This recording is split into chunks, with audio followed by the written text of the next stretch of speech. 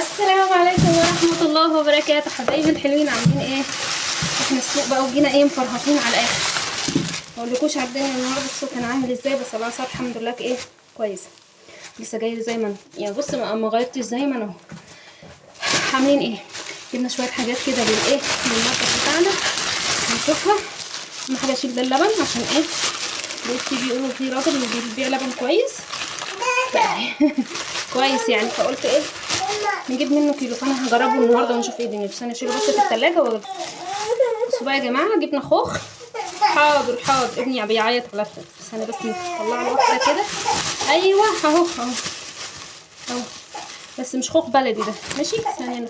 بصوا بقى يا حبايبي، انا جبت كيلو خوخ. احنا مش بنحبش نكتر في الخوخ، لسه طالع جديد، بس عيالي طلبوه بالاسم يعني فاهمين. هو الخوخ البلدي يعني، هو مش بلدي بس بيبقى مسكر. جبت كيلو سمك سردين، مش عايزه اوريهولكوا قوي عشان لسه يعني كمان مليان ميه. سمك سردين تمام عشان هنقول النهارده ان شاء الله. جبنا 2 كيلو برتقال 25 جنيه. جبت اللهم صل على حضرة النبي نص كيلو فلفل حلو اهو. فلفل كان عامل 20 جنيه، مش ما كترتش، جبت نص كيلو. جبت الفنجان ب 15 جنيه. جبنا واحده رومي اهم حاجه عشان نعملها جنب السمك. وجبت عروس اهو، في للقلي وفي للحشو زي ده مثلا البتنجان الابيض تمام. جبنا ايه بطاطس ماشات. جبنا بطاطس تحمير حلوه ب 12 ونص اهي. جبت 2 كيلو يعني خزين الاسبوع فاهمين، مش حاجه بتاعت كده يعني. اللهم صل على حضرة النبي. جبت ايه جبنه جبنه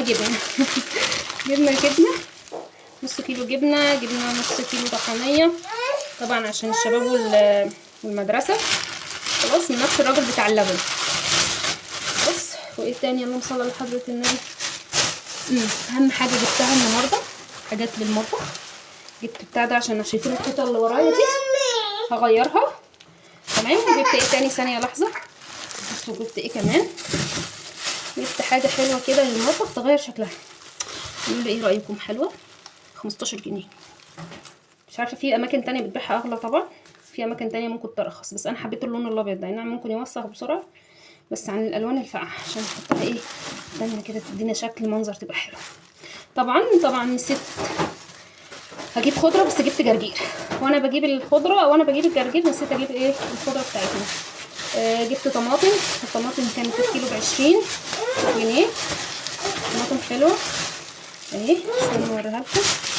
طماطم حلوه يعني اهي، بس فيها طماطم حلوه جدا. خلاص وايه تاني يا بنتي يا بنتي اهو. جبنا قلقاس والسلق بتاعه كده الحاجات بتاعت الاسبوع يا جماعه.